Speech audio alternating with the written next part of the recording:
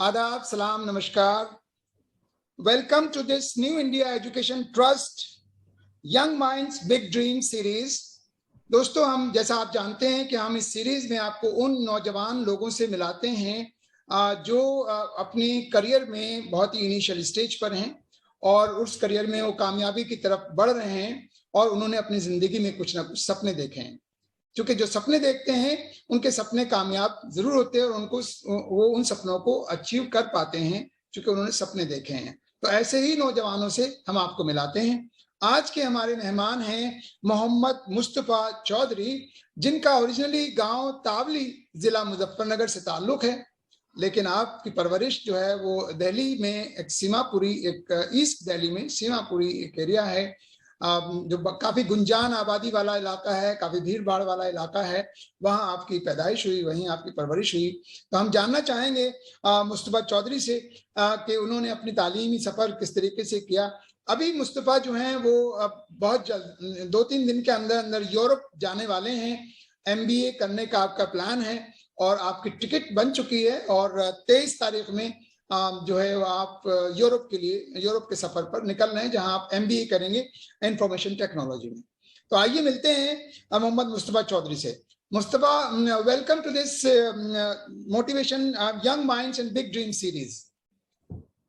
कैसे हो Mustafa? How are you? जी अल्हम्दुलिल्लाह, अल्लाह का शुक्र है। आप बताइए।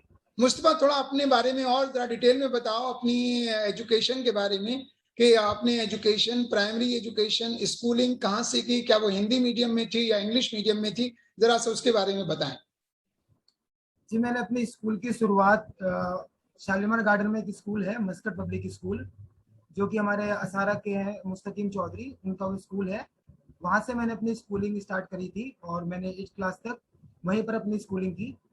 और उसके बाद में मैंने अपनी 10th और 12th ओपन से करी। अच्छा, ओपन स्कूल से? जी, असल में उस टाइम पे किसी को समझ नहीं थी हमारे घर के अंदर के कहाँ से क्या करें क्या ना करें, तो कुछ समझ नहीं आया, तो मैंने अपनी 10th और 12th ओपन से करी, NIOS स्कूल से। उसके बाद में जब मेरी स्कूलिंग कंप्लीट हो गई थी, फिर मुझे आगे पढ़ना था। मेरा मेरा बहुत मन था कि मैं आगे भी अपनी एजुकेशन को कंटिन्यू रखूं।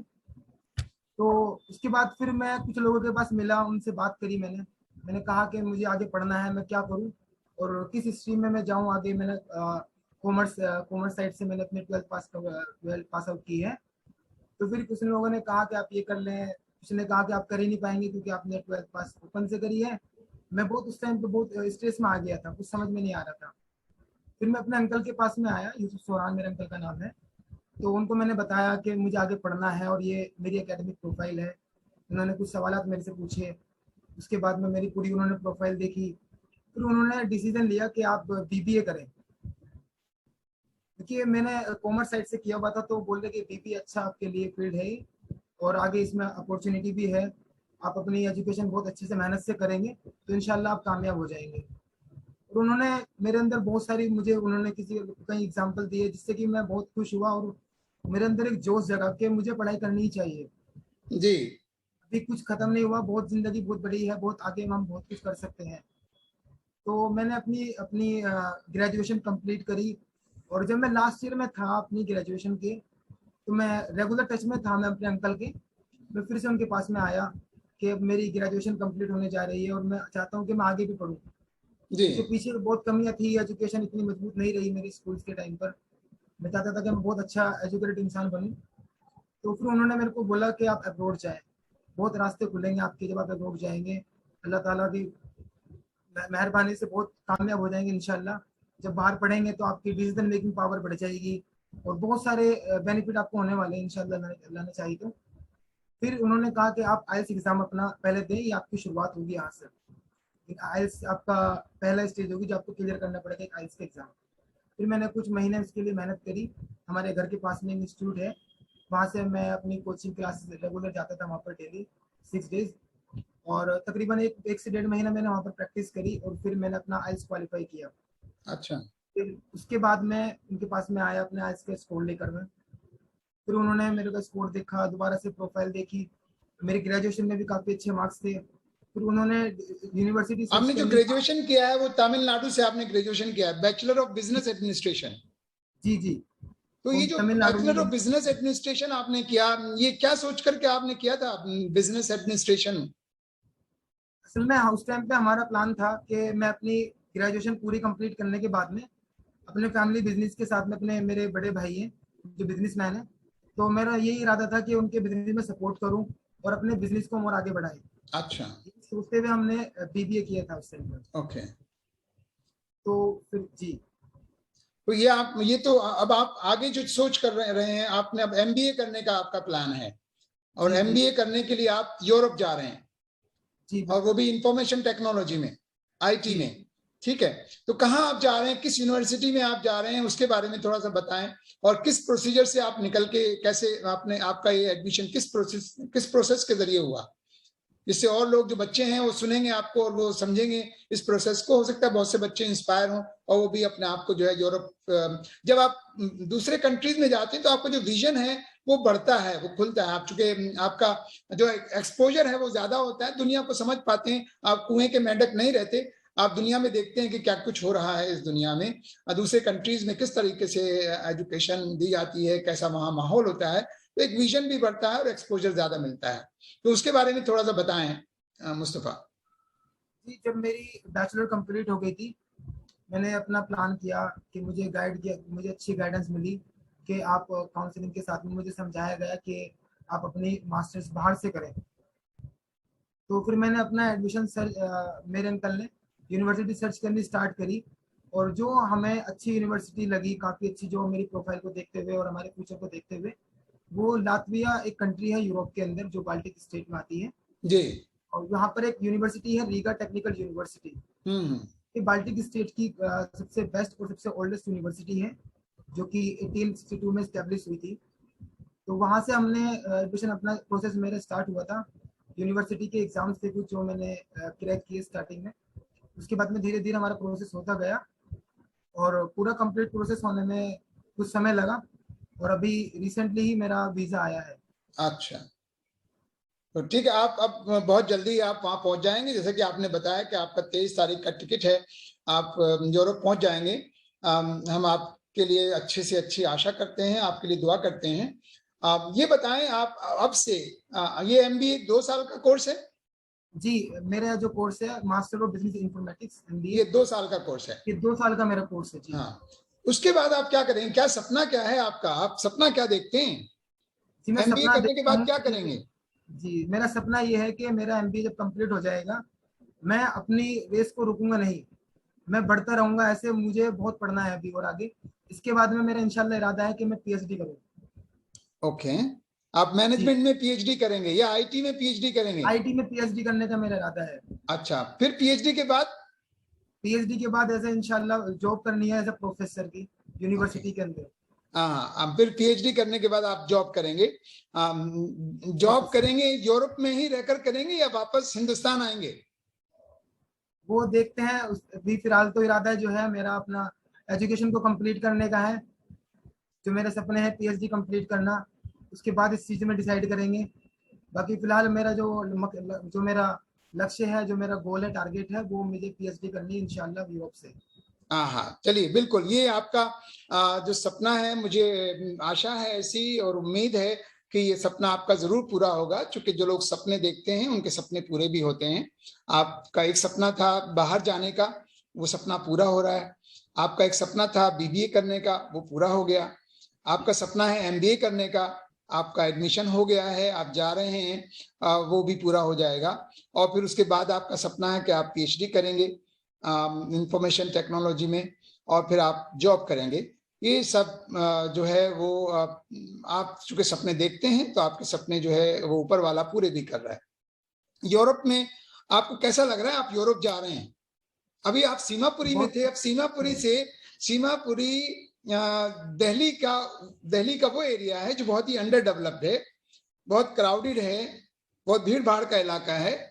आप ऐसे इलाके से उठकर आप अब सीधे यूरोप जा रहे हैं, क्या लग रहा है आपको, क्या फीलिंग्स आ रही हैं? होती है, जब ऐसे सपने देखे थे हमने, जो आज हमने पूरे कर दिए, और इंशाल्लाह आगे भी जो सपने देखे वो भी पूरे ही होंगे हमारे, अल्लाह ने चाहे तो। तो किसी बाहर के कंट्री का सफर ये पहला सफर है या इससे पहले भी कोई सफर किया है? जी, मेरा पहला सफर होगा। पहला सफर होगा। और एरोप्लेन से सफर किया है पहले, या ये एरोप्लेन का भी पहला सफर होगा एरोप्लेन आपका? से मैंने इससे पहले एक बार मैंने सफर किया था, बेंगलोर से किया था मैंने, बेंगलोर से दिल्ली। अच्छा, और बाहर का आपका ये पहला सफर है? कि बाहर का मेरा पहला सफर होगा। हाँ, कंट्री से आप पहली बार बाहर जा रहे हैं, तो जाहिर एक फीलिंग्स जो है वो बहुत अजीब सी अच्छी सी फीलिंग्स आ रही होंगी आपको। और आपकी आपकी इस शिक्षा में, आपकी इस एजुकेशन में, आपके जाहिर है आपके वालिद साहब का तो रोल रहा होगा, तो आपकी वालदा का भी तो कुछ रोल रहा होगा इसमें, चूंकि बगैर वालदा के तो कोई बात पूरी नहीं होती है। जी जी, जहाँ तक मेरा ख्याल है कि जितना मैंने स्ट्रगल किया अपनी लाइफ में, उससे ज़्यादा मेरे पेरेंट्स ने मेरे साथ में स्ट्रगल किया है, मुझे सपने दिखाने में। और मेरे बड़े भाई इंतजार चौधरी, उन्होंने बहुत मेरे सपोर्ट किया है। और इसी साथ साथ में जो मैंने सपने देखे, उनको सपनों को पूरा कैसे किया जाए, उसके लिए मेरे अंकल यूसुफ सोरान का बहुत योगदान रहा है इन चीज़ों में। नहीं, जाहिर सी बात है, बच्चों के पीछे कोई ना कोई बड़े होते हैं जो उन्हें रास्ता दिखाते हैं, जो उन्हें गाइड करते हैं और उनको सही मंजिल की तरफ दिशा बताते हैं कि ये आपकी मंजिल है, यहाँ आपको जाना है। तो उसमें जाहिर है आपके जो अंकल हैं उनका एक बहुत बड़ा योगदान रहा होगा बेशक। लेकिन जो खुद आप हैं, मेहनत तो आपको करनी है। जो बड़े हैं वो आपको दिशा दिखा सकते हैं, आपको गाइड कर सकते हैं, लेकिन मेहनत आपको ही करनी पड़ती है। तो इस दौरान में आप पढ़ाई में कितने घंटे का वक्त लगाया करते थे, कितनी मेहनत करते थे आप, जब आप बीबीए कर रहे थे, या आप बाहर जाने की तैयारी कर रहे हैं, उसके लिए भी आपने कुछ कोचिंग भी की है, आपने कुछ टेस्ट भी दिए हैं, उसमें आपने अच्छा स्कोर किया होगा, उसके लिए कितनी मेहनत करनी पड़ती थी आपको? जी, जब मैंने अपना ग्रेजुएशन कंप्लीट की थी, तो मेरे लिए पहला चैलेंज था, मेरे को बाहर जाना था। तो उसके लिए मेरा पहला चैलेंज था मेरे लिए आइल्स क्रैक करना, इंटरनेशनल आइल्स लैंग्वेज टेस्टिंग सिस्टम जो एग्जाम होता है। जी। तो इसके लिए ये पहले इंग्लिश मैंने इतना नहीं पढ़ी थी, नॉर्मल बेसिक इंग्लिश आती थी, लेकिन ये बहुत एडवांस लेवल का एग्जाम होता है। तो ये मेरे लिए बहुत बड़ा चैलेंज था उस टाइम पर ही। लेकिन मेरे को सही गाइडेंस मिली, तो मैंने इसको तरीके से अपने टाइम को यूटिलाइज किया। मैंने लाइब्रेरी ज्वाइन करी, क्योंकि हमारे जो जहाँ पर हमारा घर है वहाँ थोड़ा सा शोर रहता है, बाहर का मार्केट का शोर, गाड़ियों का शोर, तो प्रॉपर जो है कंसंट्रेशन नहीं कर पाते थे मैं अपनी एजुकेशन में। तो मैंने लाइब्रेरी ज्वाइन करी, और डेली के मेरे कम से कम 7 घंटे मैंने 1 महीना लगातार दिए, 1 से सवा महीना तक मैंने दिया। और उसके बाद मैंने अपना एग्जाम दिया इसका। और उसके जी बिल्कुल बिल्कुल, जब मेहनत करते हैं तो हालात भी बदलते हैं। और हम ये देखने में आया है हमेशा कि लोग बहुत ही छोटे छोटे गांवों से निकल करके और बहुत बड़ी बड़ी जगह पहुंच जाते हैं, क्योंकि वो मेहनत करते हैं। अब मेहनत जो है उसका सिला एक ना एक दिन जरूर मिलता है।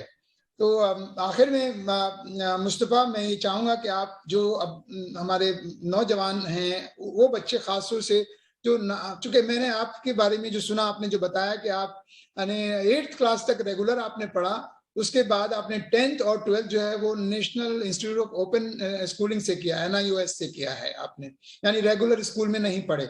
उसके बावजूद आपने हिम्मत नहीं आ रही, आपने बीबीए किया, फिर आपने MBA आप करने के लिए जा रहे हैं। तो कुछ उनके लिए कोई संदेश देना चाहेंगे आप, खासतौर से ऐसे बच्चे जो डिसहार्टन हो जाते हैं, मार्क्स कम आए या किसी वजह से नहीं पढ़ पाते, किसी वजह से रेगुलर स्कूल में नहीं पढ़ पाते, नहीं जा पाते हैं, तो उनके लिए आपकी जो शिक्षा का सफर है उससे वो जरूर मुतासिर होंगे, जरूर इंस्पायर होंगे, तो उनके लिए कोई आप संदेश देना चाहेंगे? उनके लिए मैं यही संदेश देना चाहूंगा, अगर पहले आप अपने लिए सपने देखें। सपने देखना हमारे लिए बहुत जरूरी है।